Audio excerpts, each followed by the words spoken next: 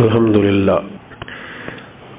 للہ رب العالمین والعاقبۃ للمتقین والصلاة والسلام علی سید الانبیاء والمرسلین اما بعد اعوذ باللہ من الشیطان الرجیم بسم اللہ الرحمن الرحیم وما من دابۃ فی الارض الا علی اللہ رزقها صدق اللہ العظیم وصدق رسولہ النبی الکریم ان اللہ وملائکتہ یصلون علی النبی یا ایہا الذین آمنوا صلوا علیہ وسلموا تسلیما الصلاة والسلام علیک یا سیدی یا رسول اللہ وعلى آلك وأصحابك يا سيدي يا حبيب الله الصلاة والسلام عليك يا سيدي يا نبي الله وعلى آلك وأصحابك يا سيدي يا نور الله اللهم صل على سيدنا ومولانا محمد معدن الجود والكرم وآله وصحبه وبارك وسلم۔ تمام تعریفیں حمد و ثنا اللہ تعالی جل جلالہ کے لیے، زاں بعد ہر قسم کے درود و سلام نبی مکرم سید عالم صلی اللہ علیہ وسلم کی ذات والا صفات کے لیے۔ حمد و صلات کے بعد، مال دولت یہ انسان کی ضرورت بھی ہے اور بعض موقع میں اس کے لیے بہت بڑی آزمائش بھی ہے۔ ہمارے زمانے میں بہت سارے لوگ مالی پریشانیوں کا شکار ہیں۔ کچھ لوگ تو خود اپنے بارے میں آ کے کہتے ہیں کہ زندگی میں بڑا کچھ کیا ہے لیکن کامیابی نہیں ملی، اور اس کامیابی کو وہ مالی کامیابی قرار دیتے ہیں کہ ہم کوئی زیادہ دولت نہیں جمع کر سکے، تو وہ سمجھتے ہیں شاید بالکل ناکام ہو گئے۔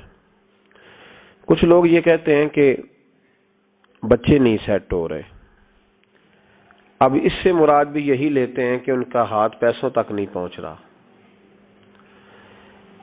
لوگ یہ بھی کہتے ہیں کہ بچی کی شادی کرنی ہے، حالات ساتھ نہیں دے رہے، تو اس سے مراد بھی یہی ہوتا ہے کہ پیسے کوئی نہیں۔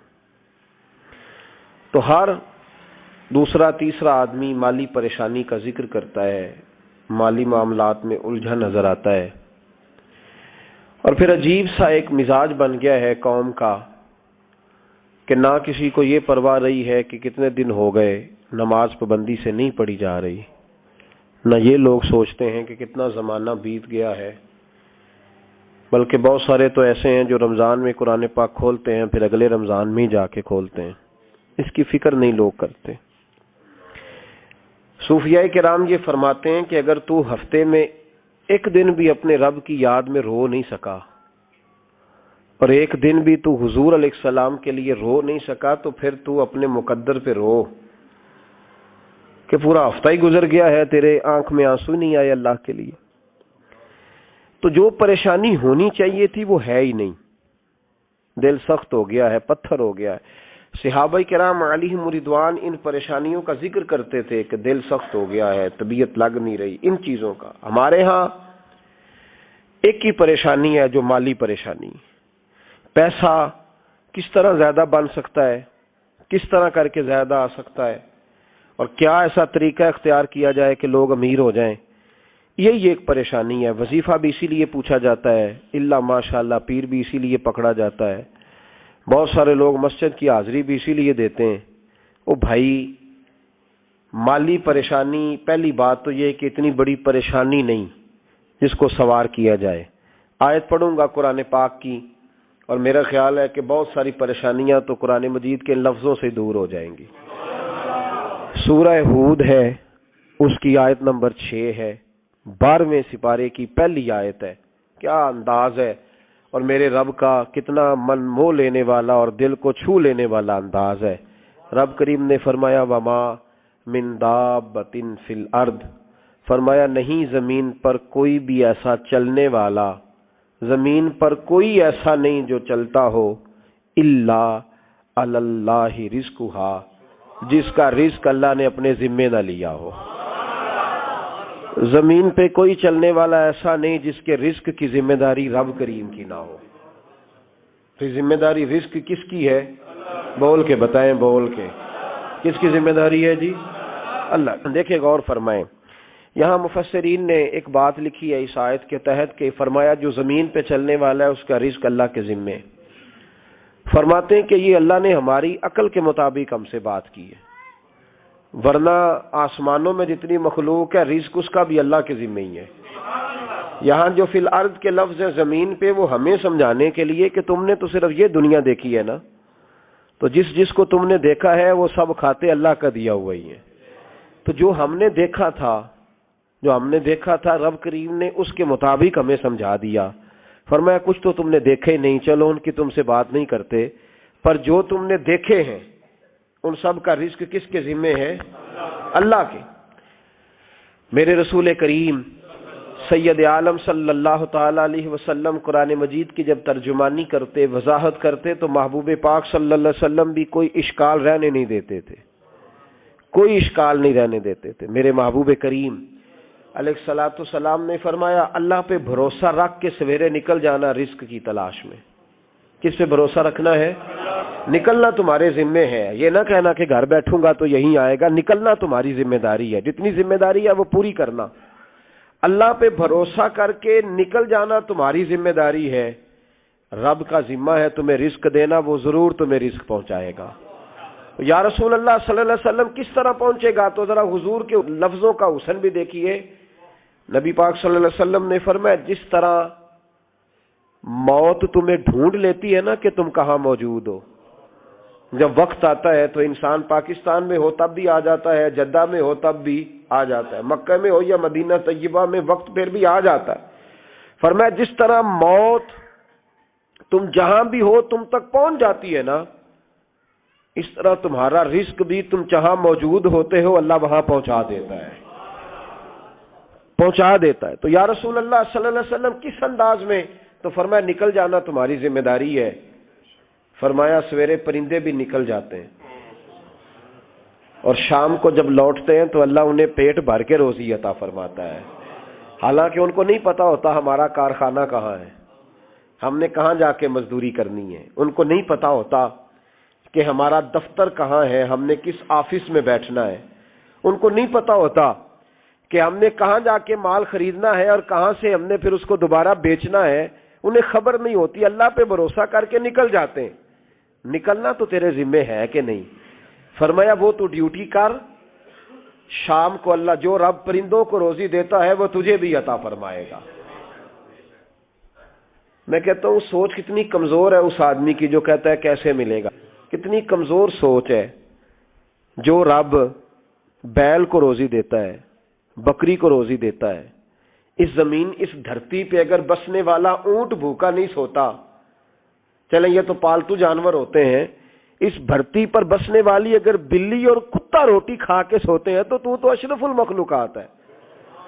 تو نے اپنے ذہن میں کیا ٹینشن پال لیا ہے کہ نہیں آئے گا تو مر جاؤں گا، کیا بنے گا، کس طرح ہوگا؟ تو کیوں اتنا پریشان ہو گیا؟ بھائی مالی پریشانی سب سے زیادہ اس بندے نے اوڑھ لی ہے جس کی توکل کی بات کمزور ہو گئی ہے. تو سیدھی توجہ اپنے رب کریم کی جانب رکھ، سیدھی توجہ اللہ کی جانب کر. رب فرماتا ہے ذمہ تیرا نہیں، ذمہ میرا ہے. دیکھیں نا تنخواہ ایک آتی ہے گھر میں، جب ایک بچہ ہوتا ہے تو تب بھی کام چلتا ہے، جب اللہ 2 بچے دے دے پھر بھی اس تنخواہ سے کام چلتا ہے، جب 3 ہو جائیں پھر بھی چلتا ہے، جب 4 ہو جائے نہیں. آپ نہ بھی بولیں تو بات تو صحیح ہے، بہرحال کام پھر بھی چلے. اسی تنخواہ میں سے جب بندہ بڑے بیٹے کی شادی کر کے بہو بیاہ کے لے آئے تو پھر بھی کام چلتا ہے. اور جب اس بیٹے کو اللہ بچے عطا کر دے تو اسی گھر میں، اسی آنگن میں، اسی چھت کے نیچے کام چلتا ہے. تو پھر تو مان جانا کہ چلانے والا تو نہیں، چلانے والا کوئی اور ہے. پھر تو مان جا کے چلانے والا کوئی. تو اس وقت جب تنخواہ تیری لگی تھی تو کہتا تھا ابا ابھی میری شادی نہ کر، میں بیوی کو کیسے کھلاؤں گا. تو وہی شخص ہے جس کی چھت کے نیچے پھر 1.5 درجن پوتے بھی پل رہے اور گزارا ان کا بھی ہو رہا ہے. تو رزق کا ذمہ کس کا ہے؟ اللہ کا. اللہ کا ذمہ. اب ہمیں پتہ ہے پہلی بات تو پریشانی اس لیے اتار دینی چاہیے کہ ذمہ ہمارا ہے ہی نہیں. اب دوسری بات یہ کہ ذمہ داری کس کی ہے؟ اللہ حکیم بھی ہے اور علیم بھی ہے، حکیم بھی ہے اور جانتا بھی ہے، اور اسے پتا بھی ہے کہ دینا کس طرح ہے۔ اب ہم پتہ کیا کہتے ہیں؟ کہتے ہیں وہ جو بندہ پجاروں میں بیٹھا ہے وہاں اسے نہیں بیٹھنا چاہیے تھا، اور میرا حق تھا۔ تجھے زیادہ پتا ہے کہ اللہ کو؟ بول کے بتا نا، کس کو پتا زیادہ ہے؟ کیوں جی؟ تو آپ اصل ٹینشن پتہ کب لگتی ہے؟ جب بندے کہتے ہیں نہیں وہ پجاروں میری تھی، میرا حق تھا۔ وہ جب گزرتی ہے نا پاس سے مہران کے، تو مہران والا ٹینشن بڑی لیتا ہے، حالانکہ اللہ کو زیادہ پتا ہے کہ وہ حق۔ ایک بات اپنے ذہن میں یاد رکھ لیں، رٹ لیں کہ جو میرے لیے بہتر تھا میرے رب نے مجھے دے دیا ہے، تو بات ختم ہو گئی۔ بس وصل اچھا ہے نہ فراق اچھا ہے، یار جس حال میں رکھے وہی حال اچھا ہے۔ بس جو میرے حق میں بہتر تھا میرے رب نے مجھے، مسئلہ یہ ہے کہ تو اس پہ راضی ہونے کو تیار نہیں۔ حضرت علی کرم اللہ تعالی وجہ الکریم نے میرے نبی پاک کی ایک حدیث بیان کی ہے، اور جناب علی جب یہ حدیث بیان کیا کرتے تھے تو حضرت مجاہد فرماتے ہیں یوں لگتا تھا کہ جیسے حضرت علی ہمیں ہر پریشانی سے نکال رہے ہیں۔ مولا علی شیر خدا رضی اللہ تعالیٰ عنہ فرماتے ہیں کہ مجھے میرے نبی پاک صلی اللہ علیہ وسلم نے ایک طریقہ دیا تھا ٹینشن فری ہونے کا۔ آپ فرماتے ہیں مجھے تو بڑا راس آیا ہے، تم بھی اگر کر لو گے تو تمہیں بھی فائدہ دے گا۔ کہا وہ کیا؟ تو حضرت علی کہنے لگے محبوب علیہ السلام نے فرمایا تھا لوگو تم اللہ کے دیے ہوئے تھوڑے رزق پہ راضی ہو جاؤ، وہ تمہاری تھوڑی عبادت سے تم سے راضی ہو جایا کرے گا۔ بس تم 2 نفل بھی پڑھو گے تو اللہ راضی ہو جائے گا، تم 1 رکوع بھی سویرے اٹھ کے پڑھو گے تو وہ راضی ہو جائے گا، وہ تمہارے 313 درود شریف سے راضی ہو جائے گا، تم اس کے دیے ہوئے تھوڑے رزق سے راضی ہو جاؤ۔ ٹینشن اس لیے ہوتی ہے کہ ہم راضی نہیں جو اس نے ہمیں دیا ہے۔ وہ حل میں مزید کی جو دوڑ ہے نا، حل میں مزید کی، بے قدرہ کچھ قدر نہ جاتی، کیتی خوب تسلی ہو، دنیا دار پجاری زر دے، کتیاں دے گل ٹلی ہو، بک بک روشن اکھیاں تکیو ویکھ حویلی کلی ہو، تے کوچ نصیر اساں جد کیتی پہ جانی تھر تھلی ہو۔ تو یاد رکھیں یہ جو ہے نا مصیبت کے مال آ کیوں نہیں رہا، وہ سامنے والا پلاٹ میرے گھر کے سامنے ہے گھر کے سامنے، پر رجسٹری میرے نام کیوں نہیں؟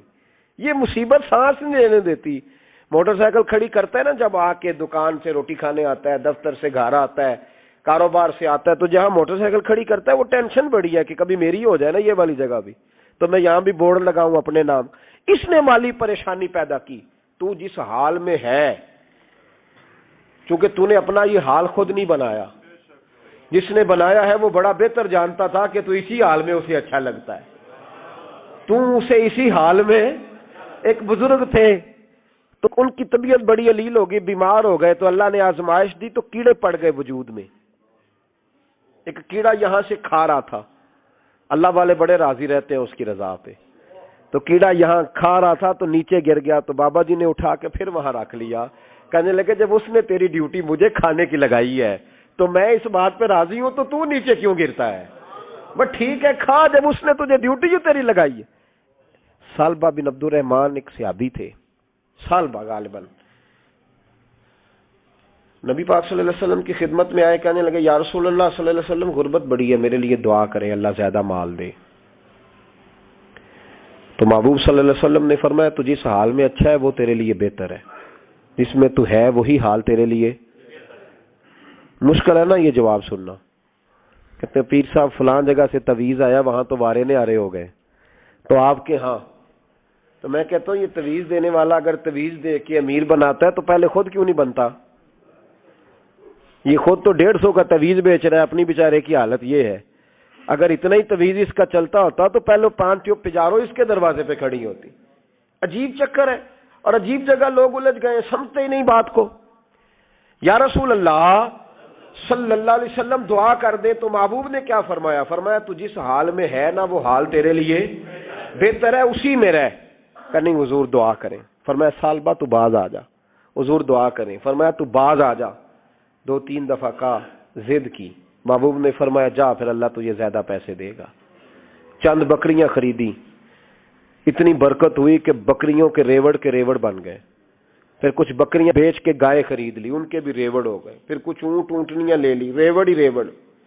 پہلے 5 وقت مسجد میں آتے تھے، اب فجر اور عشاء رہ گئی، پھر مال زیادہ ہوا تو مدینے شہر میں کوئی جگہ ہی نہیں، مدینے سے باہر حویلی خریدی، پھر جمعہ ہی رہ گیا، جمعے کے جمعے آتے، زکوٰۃ کا حکم آیا۔ میرے نبی کریم علیہ السلام نے حضرت ابو ہریرہ کو بھیجا، فرمایا جا اسے کہہ تیری زکوٰۃ بنتی ہے 2.5%۔ 10 کروڑ روپیہ ہو تو کتنی زکوٰۃ بنتی؟ بھئی 1 کروڑ کی 2.5 لاکھ ہوئی نا، تو 10 کروڑ کی کتنی ہوئی؟ تو بڑی مصیبت ہے جب بینک سے میسج آتا ہے نا کہ 25 لاکھ نکل گیا تیرے اکاؤنٹ سے، بہت بڑی مصیبت، بڑی ٹینشن ہوتی۔ ایک صاحب میرے پاس آئے، ان کی زمین اچانک مہنگی ہو گئی، اچانک پہلے کچھ 15-16 لاکھ کی ایکڑ زمین تھی، پھر وہ کروڑ کی ہو گئی۔ تو میرے پاس آئے، کہنے لگے وہ 10 کروڑ روپے بنتے ہیں تو زکوٰۃ، تو میں نے کہا آپ نے کیا کیا ہے؟ زری زمین پہ عشر آتا ہے، اس پہ زکوٰۃ نہیں آتی، تو آپ نے کیا کیا؟ کہنے لگے وہ کچھ سوسائٹی کے رول کے مطابق میں نے فائلیں وغیرہ لے لی ہیں، اب میں نا کبھی موقع آئے گا تو ان کو بیچوں گا۔ تو میں نے کہا اب تو آپ کا یہ مال ہو گیا بزنس کا، تو اب تو اس پہ زکوٰۃ آئے گی۔ اب 10 کروڑ پہ جب 25 لاکھ سنا تو کہنے لگے فوراً دینی پڑتی ہے کہ تھوڑی تھوڑی سے بھی کام چل جاتا ہے؟ تو میں ان کا چہرہ دیکھنے لگا، میں نے کہا نہیں وہ تو آپ کو پتہ ہے، ویسے حضرت عمر فرمایا کرتے تھے بانٹ کے نہ دو، کوشش کرو کسی ایک کوئی دو، چلو کسی کا تو کچھ بن جائے، تو ایک کوئی دینی چاہیے۔ کہنے لگے تو مطلب یہ ایسا ہی حکم ہے؟ میں نے کہا آپ کسی اور سے تحقیق کر لیں۔ اب یہ بھائی لیتے وقت نہیں تجھے ٹینشن ہوئی کہ 15 لاکھ کا کروڑ ہو گیا، تو اس وقت نہیں تو نے کہا کہ یا اللہ، تو یہ کیسی سوچ ہے مسلمان؟ کس طرح کا اس کا؟ ہمارے ہاں جب کسی آدمی پہ حالات خراب ہوتے ہیں نا، تو سب سے پہلے وہ اس طرح کرتا ہے کہ جو میں کہیں اللہ کے رستے میں دیتا ہوں پہلے اسے بند کرو۔ جس رستے تجھے آ رہا تھا پہلے تو نے وہ رستہ بلاک کیا۔ حضرت اسماء بنت ابی بکر صدیق کہتی ہیں میں حضور کو مسجد کے لیے، ادارے کے لیے، صحابہ صفہ کے لیے کچھ دے رہی تھی، تو میں نے گننا شروع کیا تو حضور مسکرانے لگے۔ حضور مسکراتے کیوں ہیں؟ تو فرمانے لگی، محبوب فرمانے لگے اسماء اللہ کے رستے میں گن گن کے نہ دیا کر، ورنہ وہ بھی تجھے گن گن کے دے گا۔ تو اس کے رستے میں بے حساب دے، وہ بھی تجھے بے حساب ہی عطا فرمائے گا۔ لیکن پہلے یہ والا پہلے دروازہ بند کرو، یہاں سے پیسے ختم ہو رہے ہیں۔ تو اس طرح کرنا بھائی، اس دفعہ سوٹ ذرا گرمیوں والے نہ خرید، لیکن جو تو اللہ کے رستے میں دے رہا ہے اسے دیتا رہے۔ لیکن ہم اپنا نقصان زیادتی کرتے ہیں اپنے ساتھ۔ میں نے آپ کو پہلے بھی بتایا تھا، پیار کی بولی ہے، پھر بولتا ہوں۔ ایک بڑے بڑے پیار والے دوست ہیں، ایک دفعہ مجھے کہنے لگے کہ آپ کئی دفعہ اعلان کرتے ہیں تو مجھے اچھا نہیں لگتا، اور آپ ادارہ بھی بہت زیادہ بننے والا ہے، بڑی چیزیں میں دیکھتا ہوں جو ہوں تو بڑا نظام اچھا ہو جائے، آپ دعا کریں اللہ مجھے پیسے دے تو میں بڑے سارے خرچ کروں گا اس کے رستے میں۔ تو میں نے کہا یا اللہ اسے 10 کروڑ دے، یہ 9.5 کروڑ تیرے رستے میں دے دے گا۔ تو چپ کر گیا، جس طرح آپ نہیں کر گئے سارے، چپ کر گیا وہ بھی۔ اس نے کہا جی نہیں جی انشاءاللہ کریں گے۔ تو میں کہا پلے آجے تے دعا پہ ہی ہوندی ہے، ابھی تو وہ آئیں گے تو تب دیکھی جائے گی۔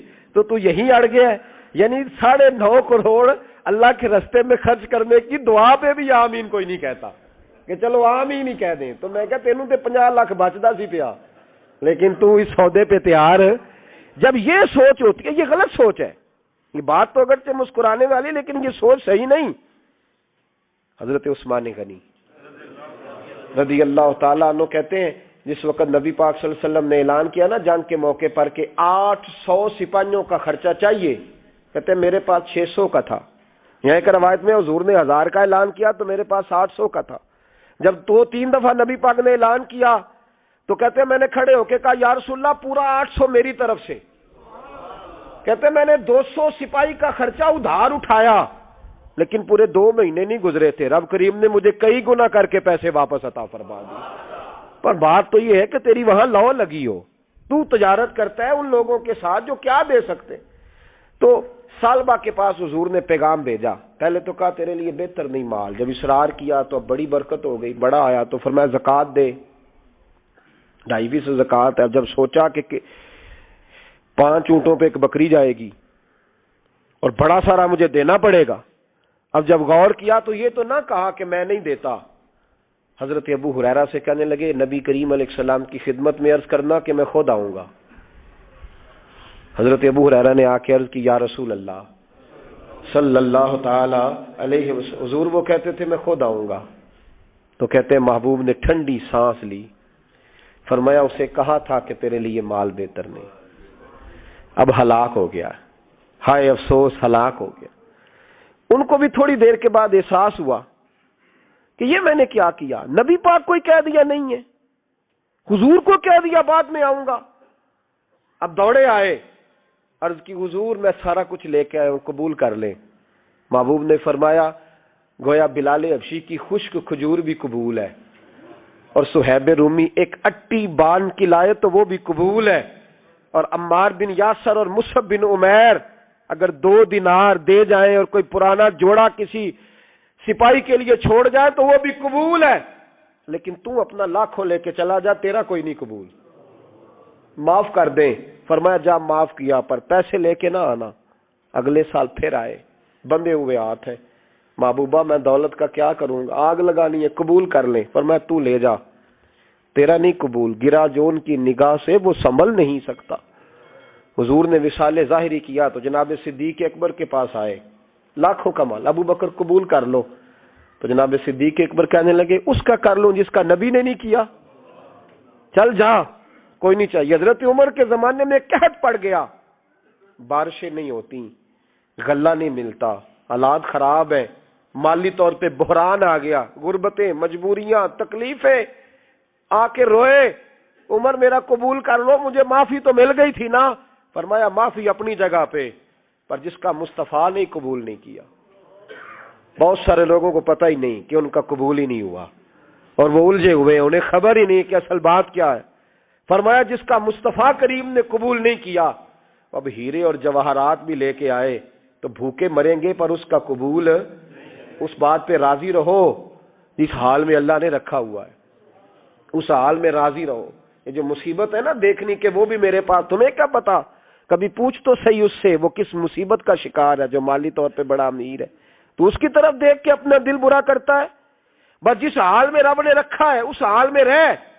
حضرت عثمان غنی کے زمانے میں تو وہ وصال کر گئے، لیکن بھائی تو جس حال میں تیرا رب تجھے رکھتا ہے اس حال میں رہ، تیری مالی پریشانیاں ختم ہو جائیں گی۔ میں نے پہلے بھی شاید آپ کو ایک دفعہ کہا تھا، میں تعلیم سے فارغ ہوا تو میرے ایک استاد اور میرے کچھ دوست کہنے لگے افریقہ آ جائیں آپ، وہاں ایک بہت بڑا ادارہ ہے، اس کو چلائیں، اس کو سنبھالیں۔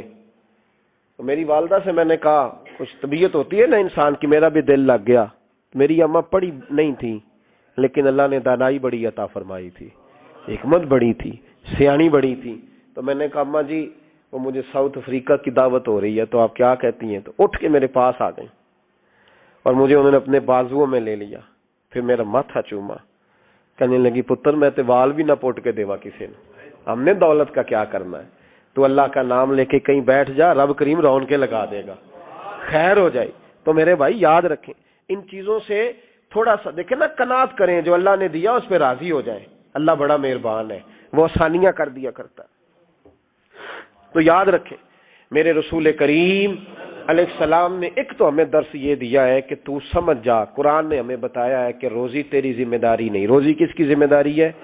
اللہ کی۔ اور دوسری بات یہ کہ جو اللہ نے تمہیں دیا ہے اس پہ تو راضی ہو جا، تیری مالی پریشانیاں ختم ہو جائیں۔ اور پھر حضور صلی اللہ علیہ وسلم نے فرمایا مذہبی طور پر جب دیکھو تو آگے دیکھو، اور دنیاوی طور پر جب دیکھو تو پیچھے دیکھو، پریشانی ختم ہوگی۔ مذہبی طور پر جب دیکھو، جو 5 نمازیں پڑھتا ہے وہ تہجد پڑھنے والے کو دیکھے، اور جو تہجد پڑھتا ہے وہ اشراق چاشت پڑھنے والے کو دیکھے، اور جو بندہ اشراق اور چاشت پڑھتا ہے پھر اس کو دیکھے جو سارا دن مصطفیٰ پہ درود پڑھتا ہے۔ اوپر دیکھے کہ میں نے اور نیک ہونا ہے، اور نیک۔ اور جب مالی معاملہ ہے تو پھر نیچے دیکھ، اگر تو بیٹھا نا پجاروں پہ تو پھر ٹوڈی والے پہ نظر کر اس کا کیا حال ہے، اور اگر تو وہاں بیٹھا ہے تو دیکھ مہران والا بھی تو گاڑی چلا ہی رہا ہے نا، اور اگر تو وہاں ہے تو موٹر سائیکل والا دیکھ، اور تو وہاں ہے تو پھر سائیکل والے پہ نظر، اور اگر تو سائیکل والا ہے تو پیدل والے کو دیکھ، اگر تو کرائے کے مکان میں رہتا ہے تو پھر جھونپڑی والے کو دیکھ، اور اگر تو جھونپڑی میں رہتا ہے تو پھر بھی پریشان نہ ہونا، کچھ ایسے بھی ہیں جنہیں جھونپڑی بھی نصیب نہیں، جو سڑک پہ لیٹے ہوئے۔ اور اگر تو تندرست ہے نا تو کبھی جا کے ہسپتال میں دیکھ حال کیا ہے، لوگ کس حال میں ہیں۔ تو ہم شکر نہیں ادا کرتے، اس کا نقصان کیا ہوتا ہے، نعمتیں چلی جاتی ہیں۔ اللہ فرماتے ہیں لئن شکرتم لازیدنکم، تو شکر ادا کر، میں نعمتوں میں اضافہ کر دوں گا۔ تو بھائی مالی پریشانی کا تیسرا سبب یہ ہے کہ ہم دیکھتے ہیں مالی طور پر اوپر، تو پھر ہمیں طبیعت بگڑتی ہے۔ اور پھر مالی پریشانیوں کے کچھ اور اسباب بھی ہیں۔ امام شافعی فرماتے ہیں جن گھروں میں لوگ فجر کی نماز کے وقت سوئے ہوتے ہیں ان گھروں میں رزق نہیں آتا۔ آپ فرماتے ہیں فجر کا وقت اللہ کے دینے کا وقت ہے، اس وقت اللہ بانٹتا ہے۔ حضور صلی اللہ علیہ وسلم کا فرمان ہے نا حدیث میں کہ تہجد کے وقت اللہ پہلے آسمان پہ نزول جلال فرماتا ہے جو اس کی شان کے لائق ہے تہجد کے وقت، اور وہ کہتا ہے مانگو میں تمہیں عطا کروں گا۔ جو لینے کی باری آئے تو بندہ سمیٹ سماٹ کے اندر گھس جائے۔ ہمارے ہاں یہ ہوتا ہے کہ عشاء کے بعد بچے بیٹھتے ہیں موبائل لے کے، تہجد کا وقت آتا ہے تو ان کی آنکھیں بند ہونی شروع ہوتے ہیں، تو لینے کے وقت تو سویا تھا، تیرا مسئلہ کیسے حل ہوگا؟ بھائی جب کوئی آدمی خیرات بانٹ رہا ہو تو جو پیالہ پیچھے کر لے اسے ملے گا؟ کہتے اس وقت آنا جب میں بانٹ رہا تھا، اب تو کدھر آ گیا ہے؟ مثال دے رہا ہوں۔ تو فجر کا وقت مانگنے کا ہے، تو ساری رات تو گزر گئی گیمیں کھیلتے، ٹی وی دیکھتے، اور جو لینے کا وقت تھا تو سو گیا، تو کیسے آئے گا تیرے پاس؟ تو اٹھے سویرے، بندوں سے مانگ کے دیکھ لیا، بڑی عزتیں خراب ہوئی، فجر کا وقت اٹھ کے جھولی پھیلائے۔ میرے رسول پاک علیہ السلام فرماتے ہیں، رب فرماتے ہیں جب بندے میرے آگے جھولی پھیلاتے ہیں مجھے شرم آتی ہے، کیسے خالی واپس کر دوں؟ تو اس کے سامنے جھولی پھیلائیں سویرے اٹھ کے، رزق میں برکت ہوگی۔ اور پھر ایک اور بات، پانچویں بات، رزق میں تنگی اس وقت ہوتی ہے جب ہم مال غلط جگہ پہ خرچ کرتے ہیں۔ اللہ مال دیتا ہے اپنے فضل سے، اور جب ہم اسے ضائع کریں، مثال دیتا ہوں، میرے پاس ایک شخص نے آ کے کہا حضرت جی بچی کی شادی ہے، یا میرا گھر میں کوئی بیمار ہے، یا بڑی آزمائش ہے، 10,000 کی ضرورت ہے، میں نے تھما دیا اس کو، پھر مجھے بعد میں پتا چلا کہ اوہو وہ تو عیاشی کر رہا ہے پیسوں سے، وہ تو چلا گیا کہیں گھومنے اور فلاں ہوٹل میں، مہنگے ہوٹل میں بیٹھ کے کھانا کھا لیا، تو میرے دل پہ کیا گزرے گی اس شخص کے بارے میں؟ بلا مثال و بلا تشبیہ سمجھانے کے لیے اللہ نے مال دیا فضل سے، اور اگر عیاشیوں میں لگا دیا۔ صوفیاء فرماتے ہیں کہ اگر ایک دھیلا تو حرام جگہ پہ خرچ کرے نا، ایک دھیلا، تو 1,00,000 دینار کی برکت تیرے گھر سے اٹھ جاتی ہے، ایک دھیلا حرام جگہ پہ۔ یہ جو گویوں پہ پیسے پھینکتے ہو حلال ہے؟ چلیں بینڈ باجا تو شادی پہ آپ نے اپنی مرضی سے بند کرنا ہے یا بجانا ہے، لیکن گویوں پہ جو پیسے پھینکتے ہو جائز ہے؟ بولے تو وہ پھر کہتے روتے ہیں بعد میں لوگ کہ پتہ نہیں کیا ہوا، شادی کے بعد پیچھے پیچھے آئے۔ تو میں نے کہا شادی کے بعد اس لیے پیچھے پیچھے ہاتھ ہو گیا کہ شرابیں بڑی پی گئیں شادی پہ، تباہی بڑی اتری، تو پھر اللہ کی رحمت ناراض ہو گئی۔ اور اس پر میں قرآن مجید کی آیت پڑھتا ہوں، رب فرماتا ہے وَمَنْ أَعْرَضَ عَنْ ذِكْرِي فَإِنَّ لَهُ مَعِيشَةً ضَنْكًا، بڑی سخت آیت ہے۔ وَمَنْ أَعْرَضَ عَنْ ذِكْرِي، فرمایا جب تو میرے تذکرے سے، میرے ذکر سے منہ پھیر لیتا ہے، فَإِنَّ لَهُ مَعِيشَةً ضَنْكًا، تو میں تیری معیشت کو، تیرے رزق کو تنگ کر دیتا ہوں، تو تیری زندگانی تنگ ہوتی، اور جس کی زندگی اللہ تنگ کرے اس کی کوئی کھول سکتا ہے؟ کہتا ہے بڑی جگہوں پہ گیا ہوں، بڑی پھوکے مروائی، بڑے دم کرائے، حالات صحیح نہیں ہوتے، تو مسجد آ کے توبہ کر۔ وہ کہہ رہا فَإِنَّ لَهُ مَعِيشَةً ضَنْكًا، اعلان ہے قرآن پاک کا کہ جب تو میرے ذکر سے منہ پھیرے گا، روٹی میری کھائے اور پیسے لے کے عیاشی کرے، مسجد آئی نہ۔ حکم تو یہ ہے کہ جتنی جتنی نعمت بڑھتی جائے سجدے بڑھنے چاہیے، لیکن ہم لوگ سجدے کم کرتے جاتے ہیں، فرض نماز بھی نہیں پڑھتے، پھر رزق تنگ ہوتا ہے، پھر اللہ کے عدل کا نظام چلتا ہے، پھر خرابی ہوتی۔ اس لیے یاد رکھیں قرآن مجید نے حکم دے دیا کہ اگر چاہتے ہو کہ رزق میں برکت ہو تو پھر رزق دینے والے کے آگے جھک جاؤ، پھر رزق دینے والے کے آگے جھکو۔ تو مالی پریشانی کا بہت بڑا سبب یہ ہے کہ ہم مسجد کی طرف نہیں آتے، دین کی طرف نہیں آتے، پیسہ ناجائز جگہ پہ خرچ ہوتا ہے۔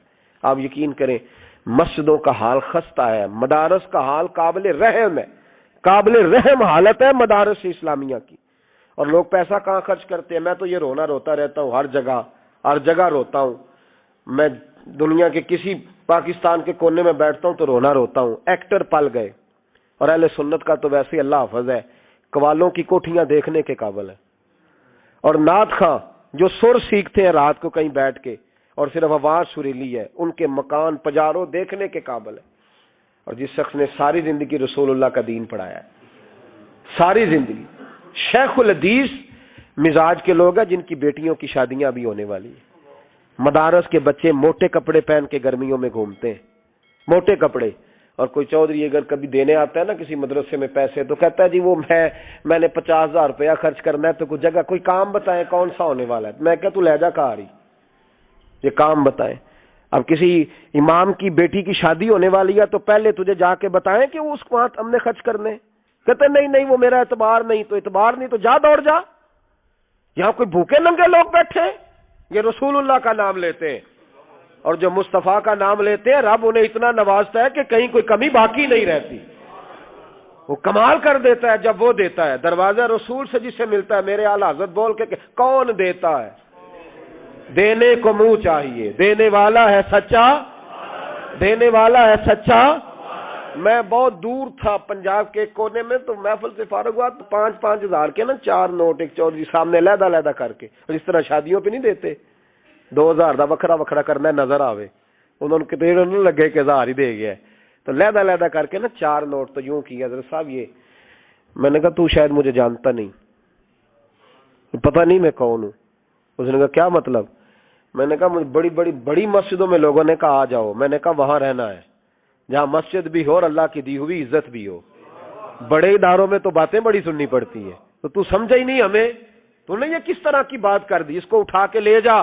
غیرت ہے بڑی چیز جہان تگ و دو میں، پہناتی ہے یہ فقر کو تاج سردارا۔ ایک صاحب مجھے ٹیلی فون کر کے کہنے لگے جناب ایک ٹائم چاہیے تھا، میں نے کہا یار سارے وقت اتفاق کی بات ہے کہ 6-6 7-7 8-8 مہینوں قبل لوگ وقت لے لیتے ہیں تو ٹائم نہیں ہے۔ کہنے لگے میرا تو عمرہ کراندہ بھی ارادہ سی، میرا تو میں نے کہا میں نے کبھی خواب میں بھی نہیں سوچا تھا کہ میں مدینے کی اتنی حاضری دوں گا جتنی میرے رب نے مجھے دلائی ہے۔ تو مجھے کون سی بات بتاتا ہے، یہ تو میرے رب کا فضل ہے۔ میرا دی گل نہ غریباں دی گل ہے، مدینے چ جانا نصیباں دی گل ہے۔ تو کیسی بات بتاتا ہے کہ تھوڑا سا میں اشارہ دوں گا تو شاید بندہ جو ہے وہ فوری طور پہ پگھل جائے گا، ایسا مسئلہ ہی کوئی نہیں۔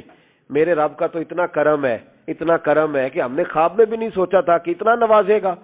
تو یہ لوگ غلط سمجھتے ہیں۔ میں اپنے مدرسے کے طالب علموں کو کہتا ہوں زندگی میں سب سے اچھا کھانا اللہ تمہیں دے گا، اور سب سے زیادہ اچھا کپڑا اللہ تمہیں دے گا، سب سے اچھی گاڑی اللہ تمہیں دے گا، بس ایک شرط ہے ساری زندگی محمد عربی کے وفادار رہنا، رسول اللہ کے نظام سے حضور کے طریقے سے کبھی غداری کبھی نہ کرنا۔ بڑا نوازے گا، اور اتنا نوازے گا تم نے کبھی سوچا بھی نہیں ہوگا۔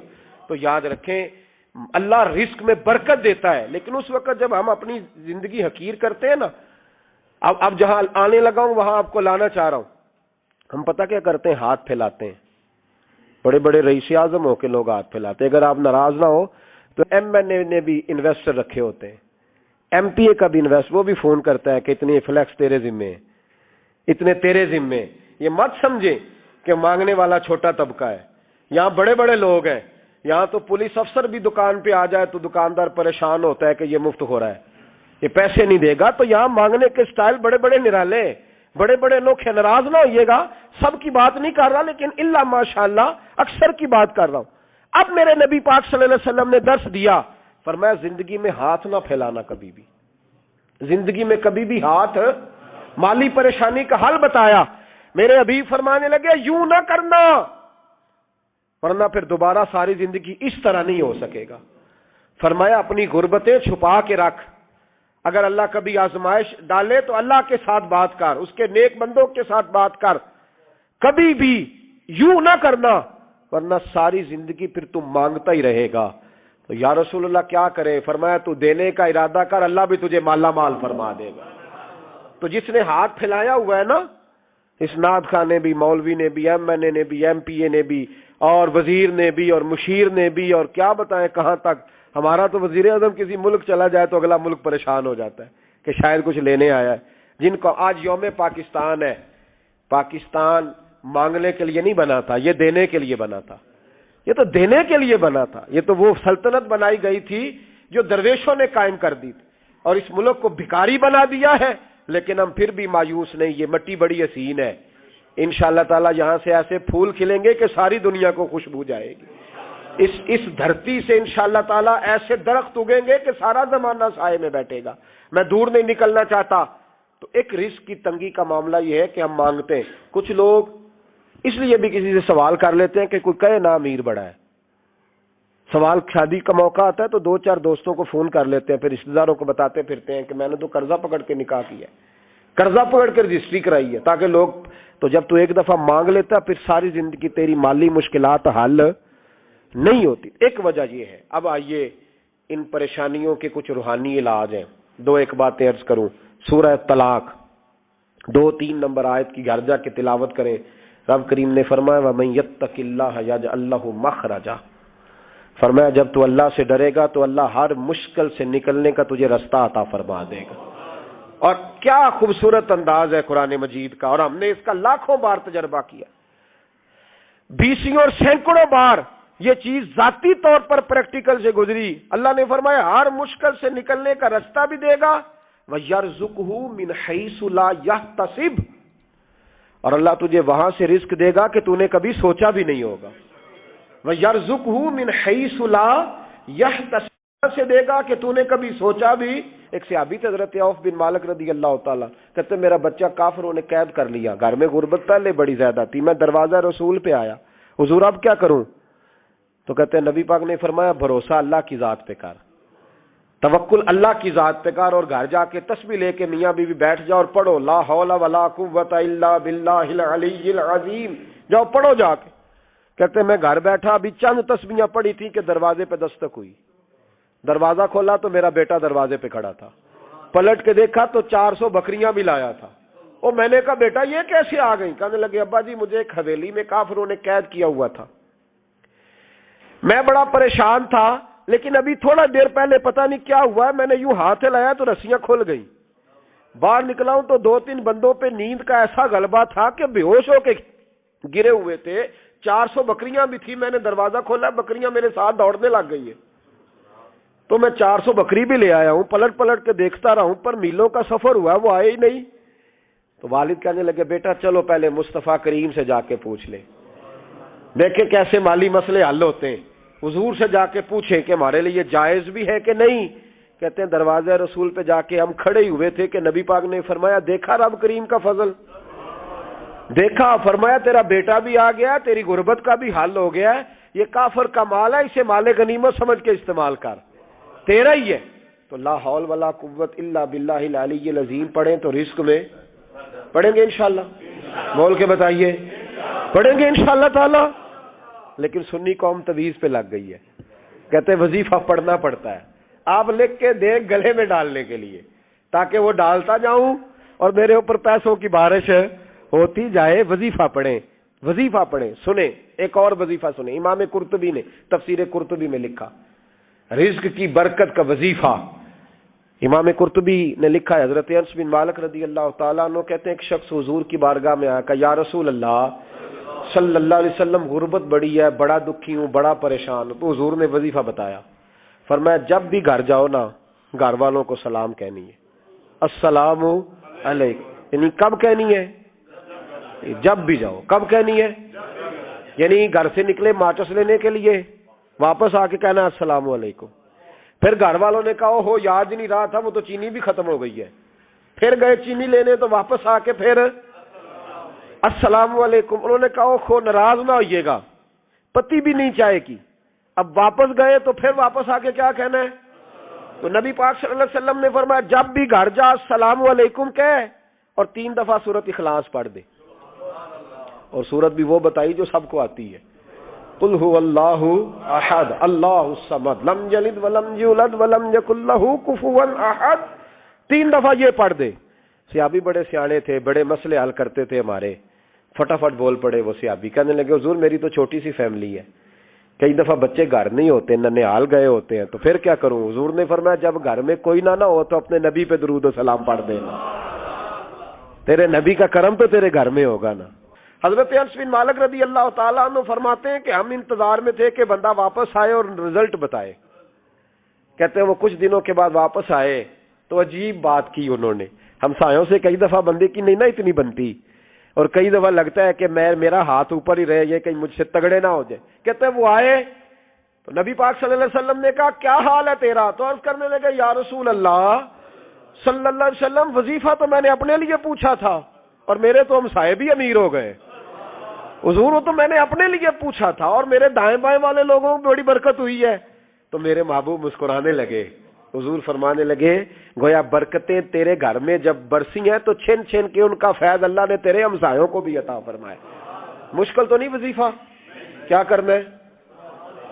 نہیں تو نہیں آخنا مشکل لگتا مینوں نہیں. تسی کر دینا سلام لو, تسی کہنا بندے اسی ہیں تے سلام اسی لویے, تسی لو جاؤ کے دوبارہ گھر جا کے کیا کرنا ہے. چلے کچھ نہ کچھ 55% بولے ہی ہیں ماشاءاللہ. کیا کریں گے؟ السلام, اور پھر کیا پڑھنا ہے؟ سبحان اللہ. 3 دفعہ سورت اخلاص پڑھ دیں, فرمایا اللہ برکت پیدا کر دے گا.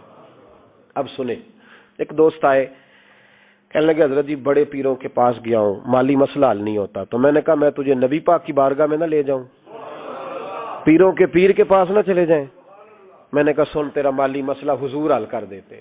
مشکات میں حدیث ہے, ایک صحابی نے کہا حضور غربت ہے, فرمایا روز رات کو سورت واقعہ پڑھ, تیرے گھر میں فاقہ نہیں آئے گا. اور یار بتاؤ جب نبی پاک نے کہہ دیا نہیں آئے گا تو آئے گا, حضور نے کہہ دیا نہیں آئے گا تو آئے گا, اللہ اکبر, آ ہی نہیں سکتا. تو وہ والا وظیفہ پڑھ جو مصطفیٰ کریم نے بتایا ہے, اور رب کریم کی بارگاہ میں گویا نیت ہو کہ یا اللہ میں کوئی خود تو نہیں نہ پڑھ رہا, تیرے نبی نے بتایا ہے. سورت واقعہ پڑھ, تیرے گھر میں فاقہ. حضرت عبداللہ ابن مسعود رضی اللہ تعالیٰ عنہ بیمار ہو گئے, شدید بیمار, اور بیٹیوں کے باپ تھے, بیٹیاں زیادہ تھیں. حضرت عثمان غنی رضی اللہ تعالیٰ عنہ کا دور خلافت تھا. جناب عثمان غنی تیمارداری کرنے آئے اور کہنے لگے عبداللہ آپ بڑے بیمار ہیں, ابن مسعود آپ بڑے علیل ہیں, کچھ پیسے نہ بھیج دوں خزانے سے؟ تو حضرت ابن مسعود کہنے لگے ضرورت نہیں. کہا آپ کی بیٹیاں ہیں کام آئیں گے. تو آپ فرمانے لگے میں نے بیٹیوں کو خزانہ دے دیا ہے. کہا کیا خزانہ دیا ہے؟ کہنے لگے میں نے اپنی بیٹیوں کو پابند کر لیا ہے, وہ رات کو روز سوتے وقت سورت واقعہ پڑھ کے سوتی ہے. تو نبی پاک نے کہا فاقہ نہیں آ سکتا, تو لہذا میری بیٹیوں پہ کبھی فاقہ نہیں آ سکتا. تو روز یہ تو کہتے ہو داماد جی سے کہ بھئی آپ مہربانی کرو, کو خرچہ بڑھاؤ, بچی بڑی پریشان ہے, تو بچی کو بھی ایک خزانہ دے دو, اس کو بیٹے روز رات کو سورت واقعہ پڑھا کر. رات سورت واقعہ پڑھے, صبح سورہ ملک پڑھے, دن کے وقت سورت بقرہ پڑھے. میرے نبی پاک صلی اللہ علیہ وسلم نے فرمایا جس گھر میں سورت بقرہ پڑھی جائے جن تو کیا شیطان بھی دوڑ جاتا ہے. تو کوئی جادو اثر کر سکتا ہے؟ تو ان وظیفوں پہ عمل کریں جو نبی پاک صلی اللہ علیہ وسلم نے ہمیں عطا کیے ہیں. حضور غوث پاک نے بھی ایک وظیفہ بتایا ہے, وہ بھی بتا دوں آپ کو. غوث اعظم رضی اللہ تعالیٰ عنہ کی خدمت میں ایک شخص آیا, اس نے کہا حضور بڑی تجارت کرتا ہوں, کام نہیں چلتا. فرمانے لگے اب تو اللہ سے تجارت شروع کر دے. کیا مطلب؟ فرمانے لگے 10 کمائے تو ایک اللہ کے رستے میں دے, رب کریم اس کے بدلے میں تجھے 70 عطا فرمائے گا. اس نے کہا حضور اس طرح کروں؟ فرمایا تو یہ کر کے دیکھ, عبد القادر جیلانی وعدہ کرتا ہے اللہ تیری مدد کرے گا. غلام کہتے ہیں وہ 6 مہینے کے بعد آیا. پہلے جب آیا تھا تو پیدل آیا تھا, 6 ماہ کے بعد آیا تو 6 اونٹ تھے اس کے پاس, اور آ کے حاضر ہوا تو کہنے لگا حضور زندگی پتہ نہیں کہاں گزار دی, کاروبار کا تو مزہ ہی اب آیا ہے, اب مزہ آیا ہے کاروبار کرنے کا, اب مزہ آیا ہے. کہ 10 میں سے 1 دیتا ہوں, پتہ نہیں کتنا مہربان ہے. اور یہ آیت ہے وَيَرْزُقْهُ مِنْ حَيْثُ لَا يَحْتَسِبُ, تجھے وہاں سے دے گا کہ تیرا کبھی گمان بھی نہیں گیا ہوگا. روحانی معاملات کو بھی ضرور شامل حال رکھیں, اور مال مانگے اس سے جو بے حساب دیتا ہے, دنیا داروں سے نہیں مانگے, اس سے مانگیں جو دیتا ہے تو پھر بے حساب ہی دیتا ہے. دعا کرتا ہوں اللہ ہر گھر میں برکت پیدا کر دے, ہر گھر میں فضل کر دے. آخر دعوانا